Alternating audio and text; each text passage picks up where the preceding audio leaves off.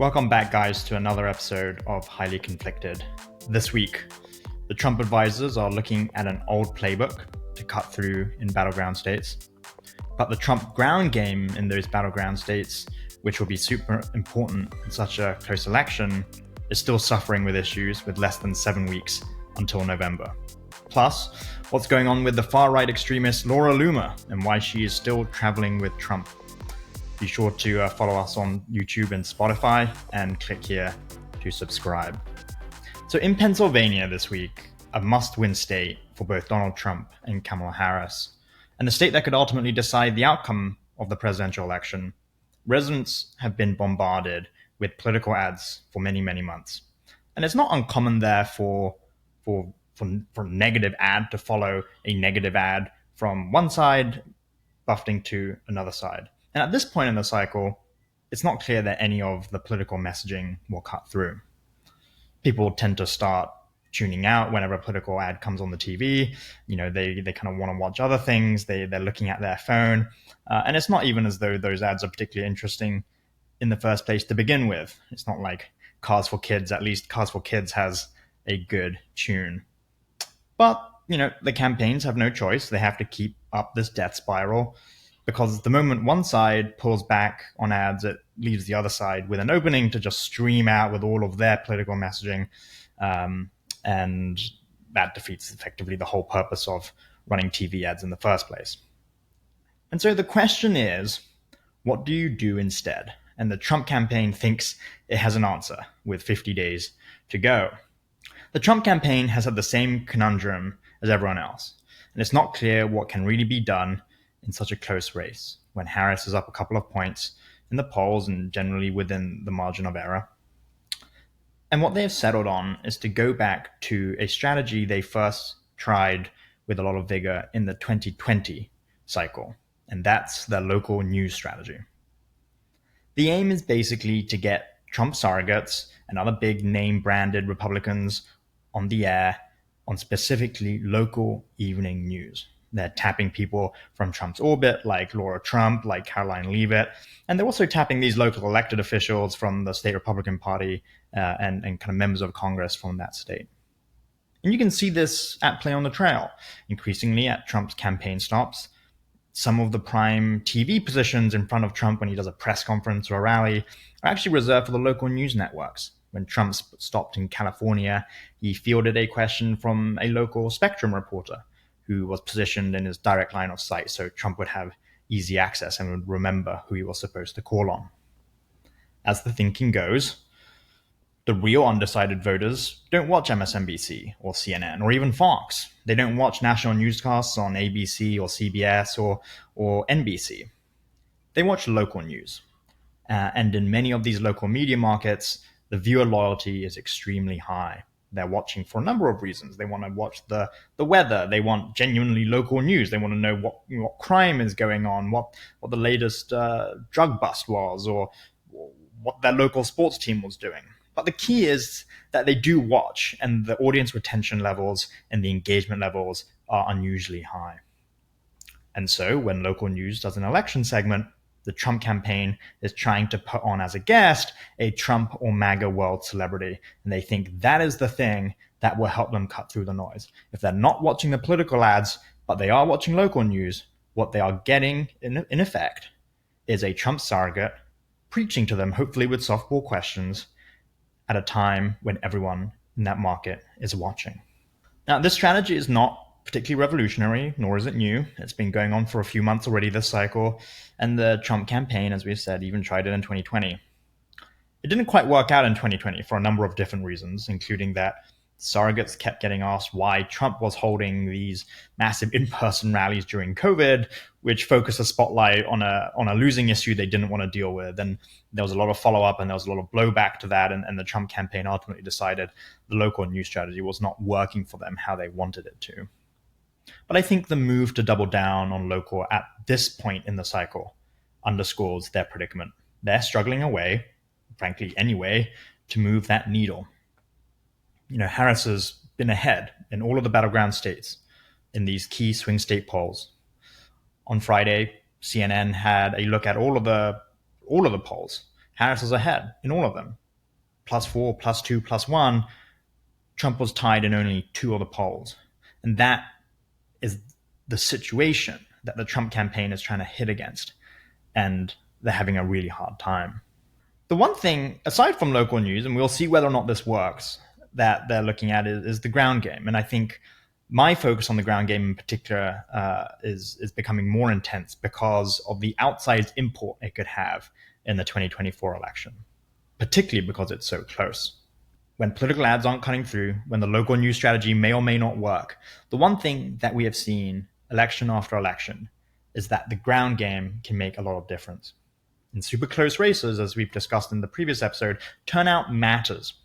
Remember, 12,000 voters was the margin in Georgia in 2020, and something like 43,000 votes separated 3 battleground states in the previous election. This cycle, the Trump campaign has outsourced their voter turnout operation to a number of super PACs, as I reported for The Guardian, and they've had issues. At this point in the cycle, I've been reporting that there is basically only one PAC with a strong presence in all 7 battleground states. The Trump campaign once had these really grand ambitions where they were going to have Turning Point USA, America PAC, Turnout for America, Turnout for Trump, all these kind of various super PACs having these big plays in these battleground states where they would have this elaborate data sharing operation where they would all use the same app on their phones to send data back to the Trump campaign to make sure they weren't doubling up on resources. And it was going to be this expansive operation, more expansive and more targeted actually than the RNC's projection coming into the 2024 election. Before the Trump campaign took over the RNC in March, the idea was for there to be roughly 100 paid RNC staffers in each state as part of what they called their neighborhood team leader and their NTL scheme, where they would encourage volunteers to help with the get out the vote efforts. The Trump campaign decided it didn't want to do that for various reasons. Number one, they were more interested in election integrity at the time. That was a directive that came straight from the top, straight from Trump, who was more concerned when he was running against Biden about supposed voter fraud. He wasn't that interested in get out the vote efforts. But as Kamala Harris became the presidential nominee, the thinking inside the Trump campaign shifted, and they realized they needed to target a very specific set of demographics and to get them to turn out in the election. In particular, they're looking at white male voters, rural areas, what they're calling low propensity voters, people who, if they did cast a ballot, would support Trump, but historically don't cast ballots. And that is the subset of the population that the Trump campaign wants to hit this cycle and get them to return a ballot. So that's the goal. In reality, they've had a lot of growing pains. America PAC in particular, backed by Elon Musk, who owns X and has become a major Trump supporter in recent weeks, has been outsourcing its operation to a number of canvassing and door-knocking firms. America PAC's an interesting example, actually, because it is the most ambitious of all of the PACs, and as far as we can tell, is the only one of the constellation of PACs that actually has a presence in each battleground state. They're like the big kahuna of all of the PACs. They're doing the most. They're the biggest. They're far outspending and outmaneuvering the other PACs who have really had trouble not only getting funding, but also basically recruiting enough people to do the get out the vote efforts. America PAC is different. America PAC, run by these two ex-DeSantis aides, Janera Peck and Phil Cox, have actually done a lot, and they have managed to recruit, albeit late in the presidential race, they have managed to recruit hundreds of people in each of these battleground states. Some states are doing better than others, and that's always the case, but they at least have their act together. Or so we thought. This week, America PAC fired its canvassing vendor in Arizona and Nevada, a company called the September Group. By firing the September Group, which America PAC says was because of non-performance, all of the people that the September Group had hired to knock on doors have also been let go.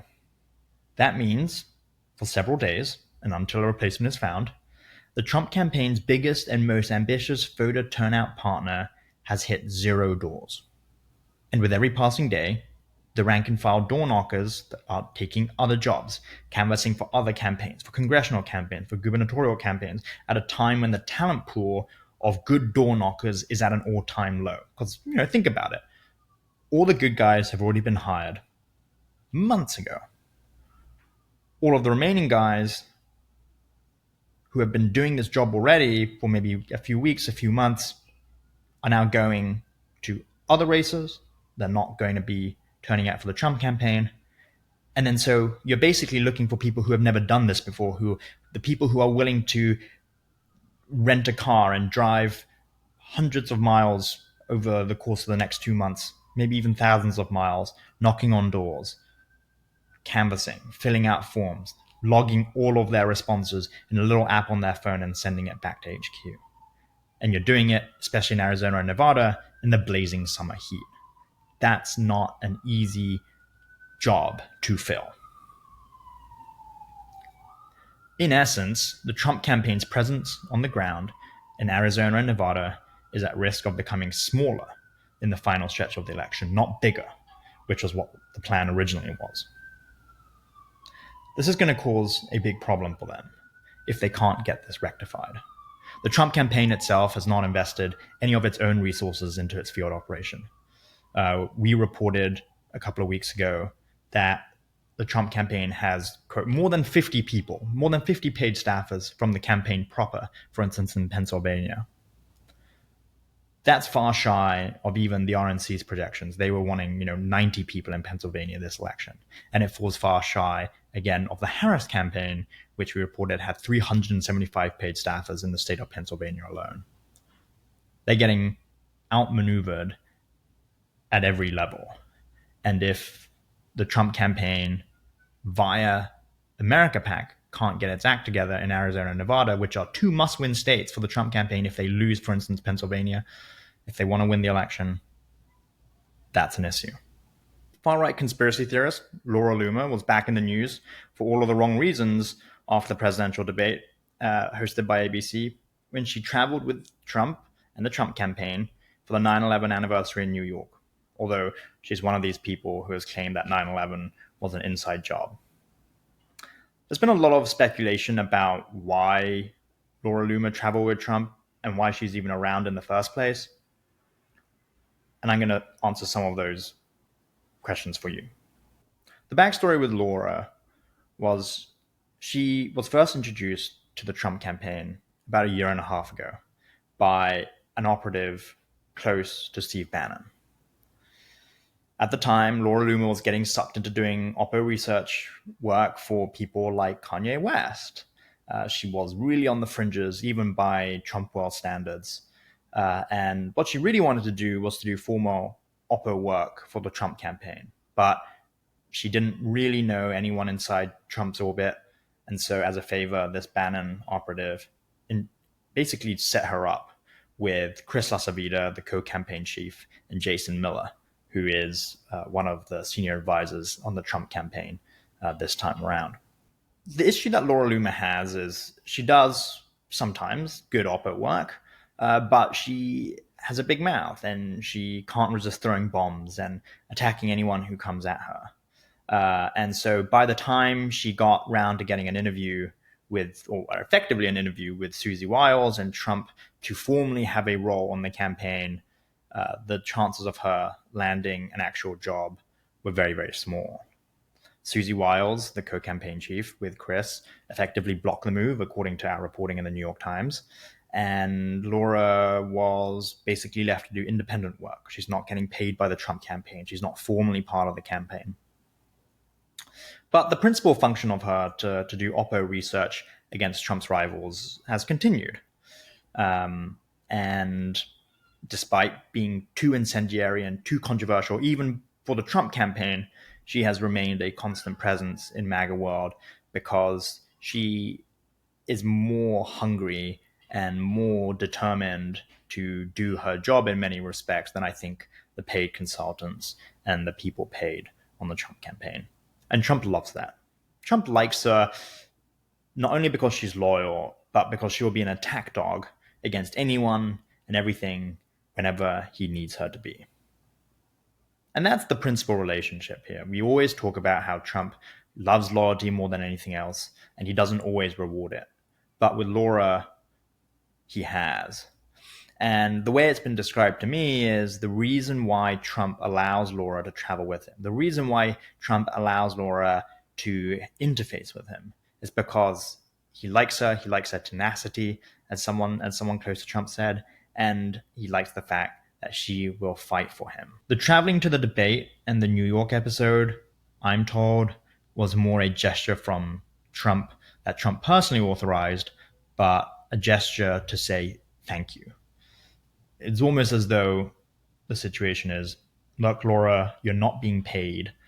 I'm sorry about that, but we still appreciate you. We still appreciate having you on side and doing, work for the Trump cause in general. And so why don't you travel with me on my plane to the debate? You can come to a couple campaign rally stops. And she accepted. She sat in the back of the cabin and traveled, and that was her kind of in-kind reward. And that is how it is being viewed inside Mar-a-Lago. Why Laura likes Trump is less clear. Liberals like to insinuate that maybe they're having an affair, but no one near Trump really thinks that's accurate at all. Someone close to Laura described her as a workaholic who's even asexual, but who wants to gain as much name ID and notoriety as possible, perhaps so she can become a Fox News contributor or some other conservative media star, and that's all she wants. Maybe she wants to be the next Rush Limbaugh. It's not exactly clear, but it is born apparently from a place of wanting to become a star on the right, a star in MAGAville. She wants the notoriety. She wants to become a big name. She doesn't really care whether it's positive press or negative press. And when Laura Loomer was getting hammered last week for her 9/11 conspiracy views when she traveled with Trump, people around her said she was loving it. She was loving the attention. She was loving the fact that the New York Times wrote a story. Who is Laura Loomer? She didn't care that in the main the story was negative or made her look in no small way like a kook. She just liked the fact that she was getting the New York Times to write about her and that she was getting retweets and clicks and name ID in Trump world. The problem that the campaign has is that you can't pick and choose with Laura Loomer. If you take some of her work and hitch yourself to her car, you're stuck with all of her. You can't be like, I like the work she did here, but we're going to disavow the rest of her work there. That's not how Laura Loomer operates, and that's how not the rest of the world operates. If you use part of Laura Loomer's work, you're stuck with her. You're attached at the hip, and at this point, the Trump campaign can't remove itself or excise any part of the Laura Loomer brand from Trump's brand. People around Trump think that the Laura Loomer situation may well yet happen again between now and November. The way you get access to Trump in conservative circles is you have to build up a base of support. You have to have people vouch for you. She got in through the front door, through the Bannon operative who introduced her to the campaign chiefs. She had backing from people inside the campaign who saw her as an asset, more than a liability, even though she has her incendiary moments and picks fights with people like Marjorie Taylor Greene. And so she had a lot of support. She had a lot of factions inside Trump world say, yeah, Laura's a good egg. She's fighting for us. Let's keep her around. But Laura Loomer's not done. She is very savvy, and she knows how to play the Mar-a-Lago Palace intrigue game very, very well. Most notable of all, she is close friends with Natalie Harp, who is this once obscure aide, but has become more prominent in recent months. And Natalie Harp is aka Human Printer, the aide that travels around with Trump with a portable printer in her handbag and with spare rolls of toner, I am told. Natalie's function is to print out stories from the internet that Trump likes, or tweets that Trump might like, and put them before Trump. What became originally an administrative role, though, has metastasized into a sort of gatekeeping role. If you want to get a story in front of Trump, if you want to get a tweet in front of Trump, if you have a personal relationship with Natalie, that's one way to do it. And Laura's recognized that, I think, and Laura has been close to Natalie Hart for some time. And so even if the Trump campaign were to shut down Laura's formal access through the campaign to Trump, Laura can always go through Natalie. She can always text Natalie a story, and Natalie can print it out and put it in front of Trump, and Trump will still see it. Laura can tweet something out that's controversial, incendiary. Send it to Natalie. Natalie will print it out, and Trump will see it. But of course, the biggest issue the campaign has is that Laura Loomer now texts Trump directly. If you can message the principal yourself and get stuff in front of the principal, and the principal likes it, there's nothing that Susie Wiles or Chris Acevedo or anyone else in the Trump campaign can do to prevent that from happening. They don't monitor Trump's phone. They can't, right? They can't. And they can't prevent, crucially, people from traveling on his plane. The difference between the Trump campaign and other Republican campaigns is that Donald Trump owns his own plane. Trump can put whoever he wants on Trump Force One. He can kick whoever he wants off the plane at any reason. That happened to me. In 2023, Trump didn't like a story that I wrote about Trump Media, the parent company of Truth Social, being investigated by the Southern District of New York and federal prosecutors looking at money laundering allegations connected to a Russian-American investor. I was supposed to travel with Trump, kick me off, but you can do that if it's your plane.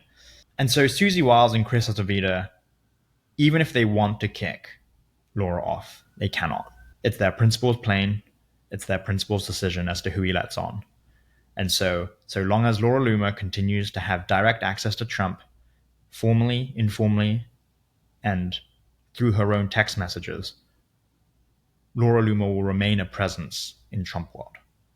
Doesn't mean she's going to be front page news every week. She's also not trying to be a distraction to the campaign. But so long as she has that access, it's pretty safe to assume that she will continue to pop up, potentially at inopportune moments that could damage the Trump candidacy. That's it for Highly Conflicted with me, Hugo Lowell. See you next week.